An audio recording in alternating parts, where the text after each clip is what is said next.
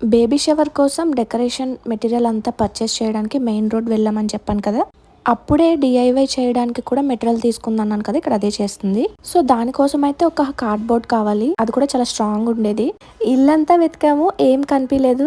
ఆలోచిస్తే నాకు ఐడియా వచ్చింది. ప్రెగ్నెన్సీ పిల్లో తీసుకున్నాను కదా మై ఫ్రీడో నుంచి, అదైతే స్ట్రాంగ్ గా ఉంది, సరిపోతుంది అనిపించి దాంతో అయితే చేస్తుంది. మేము ఆన్లైన్ లో చూసిన రిఫరెన్సెస్ లో 7 బోర్డ్స్ ఉన్నాయి.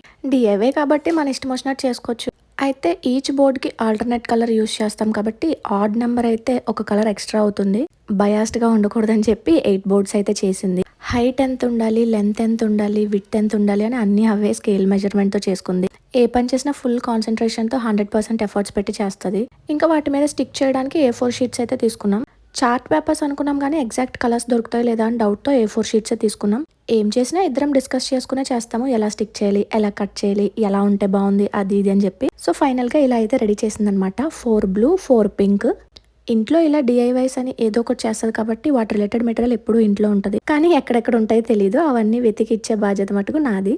సో మొత్తానికి చేయాలనుకున్న క్రాఫ్ట్ లో ఒక పార్ట్ అయితే అయిపోయింది. చాలా బాగున్నాయి కదా, చాలా పర్ఫెక్ట్ గా స్టిక్ అయిపోయాయి. అయితే ఇది 1 డేలో చేసింది కాదు, 2-3 డేస్ పట్టినట్టుంది. స్టిక్ చేశాక ఓవర్ నైట్ అంతా ఉంచేసాం, ఇంకా బాగా స్టిక్ అవుతాయని. ఆ తర్వాత వాటి మీద మ్యాటర్స్ అన్ని రాసింది. అలా సెకండ్ పార్ట్ అయింది. ఇప్పుడు సపరేట్ గా ఉన్న ఆ 8 బోర్డ్స్ మొత్తాన్ని ఒక్క కార్డ్బోర్డ్ కి స్టిక్ చేయాలి. అది దేనికి అంటించాలా అని చాలా ఆలోచించాం.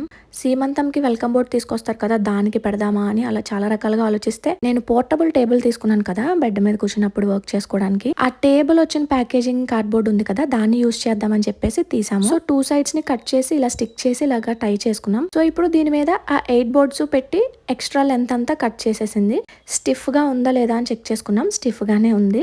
పెన్సిల్ మార్కింగ్స్ చేసుకుని ఈ బోర్డ్స్ ఎంత లెంత్ ఉన్నాయో అంత గ్లూ గన్ యూస్ చేసి అన్ని స్టిక్ చేసామన్నమాట ఆల్టర్నేట్ గా. సో పార్ట్ 3 కూడా కంప్లీటెడ్. మొత్తం అంతా మౌనికనే చేసింది, నేను జస్ట్ వీడియో రికార్డ్ చేశాను, ఇంకా ఐడియా షేరింగ్. సో ఫైనల్ గా అవుట్పుట్ అయితే ఇలా వచ్చింది.